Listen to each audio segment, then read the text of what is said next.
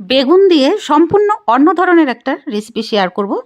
নমস্কার বন্ধুরা, সীমাস কিচেনে আপনাদের স্বাগত। এই রেসিপির জন্য আমি সবুজ বেগুন নিয়েছি 500 গ্রাম। বেগুনটাকে ধুয়ে তারপরে বোটা এইভাবে কেটে ফেলে দিয়েছি, তারপরে গোল গোল করে কেটে নিতে হবে। এবার কড়াইতে 2 চামচ সর্ষের তেল দিয়েছি। তেলটা একটু গরম হয়ে এলেই বেগুনগুলোকে ফ্রাই করার জন্য কড়াইতে দিয়ে দিতে হবে। একটু নাড়াচাড়া করার পরে 2 মিনিট মতন আমি নেড়ে নিয়েছি। তারপরে আমি পেঁয়াজগুলোকে দিয়ে দিয়েছি। পেঁয়াজগুলো দেখুন এইভাবে কেটেছি, পাপড়িগুলো আলাদা করে বের করে আমি জলে ভিজিয়ে রেখেছিলাম, ঠান্ডা জলে, তারপরে দিয়েছি।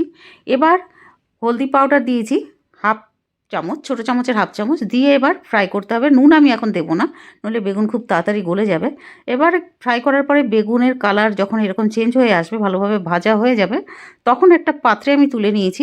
এবার কড়াইতে সর্ষের তেল দিয়েছি। তেলটা গরম হয়ে গেলে জিরে আর একটা শুকনো লঙ্কা দিয়েছি। এবার জিরেটা যখন ফুটতে শুরু করবে তখন আমি দিয়ে দেবো রসুন কুচি করে রেখেছিলাম, 2 চামচ রসুন কুচি দিয়ে এবার ফ্রাই করতে হবে।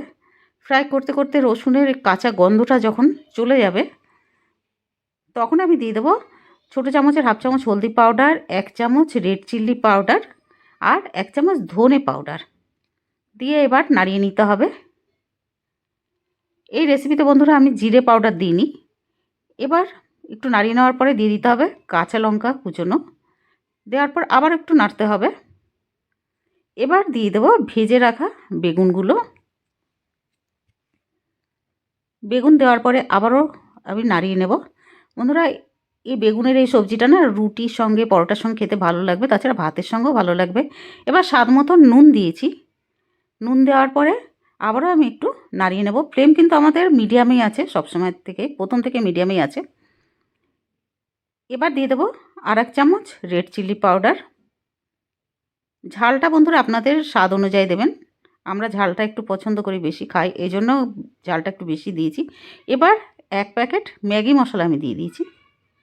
দিয়ে এবার আবারও নেড়ে নেব। বেগুন আমি নিয়েছিলাম 500 গ্রাম। এবার ভালো করে যখন ভাজা হয়ে যাবে তখন আমি দিয়ে দেবো ফ্রেশ ধনে পাতা। ধনে পাতা দিয়ে আবারও নাড়িয়ে নেব। 2 মিনিট মতন আমি মিডিয়াম ফ্লেমে নাড়িয়ে নেব।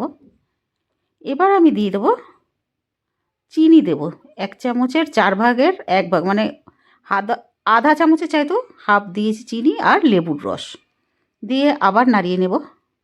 খেতে দারুণ লাগবে বন্ধুরা, অবশ্যই একবার বানিয়ে ফেলবেন। তৈরি হয়ে গেছে আমাদের দারুণ টেস্টি বেগুন ভাজা। ভিডিওটা ভালো লাগলে প্লিজ লাইক ও সাবস্ক্রাইব করে দেবেন, আর ফ্যামিলি ফ্রেন্ডসদের শেয়ারও করে দেবেন। পুরো ভিডিও দেখার জন্য অনেক অনেক ধন্যবাদ।